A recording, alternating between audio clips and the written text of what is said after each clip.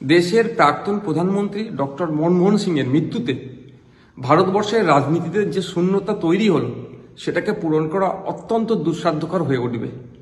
তিনি শুধুমাত্র দেশের প্রাক্তন প্রধানমন্ত্রী নয়, তিনি একজন দক্ষ অর্থনীতিবিদও ছিলেন।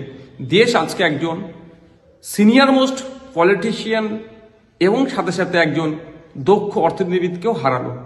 তিনি 2004 থেকে 2014 পর্যন্ত ইউপিএ 1 ইউপিএ 2 সরকারের মন্ত্রিসভা তিনি প্রধানমন্ত্রী ছিলেন। তাহার আমলে শিক্ষা, স্বাস্থ্য সহ জনকল্যাণমুখী অনেক নীতির আপগ্রেড হয়েছিল। আরটিআই অ্যাক্ট থেকে শুরু করে ফরেস্ট রাইট অ্যাক্ট থেকে শুরু করে বিভিন্ন আইনেরও এস্টাবলিশ হয়েছিল। আমরা আজকে ডক্টর মনমোহন সিংয়ের পরিবারকে সমবেদনা জানাচ্ছি, তার স্মৃতির প্রতি বিনম্র শ্রদ্ধাও জানাচ্ছি।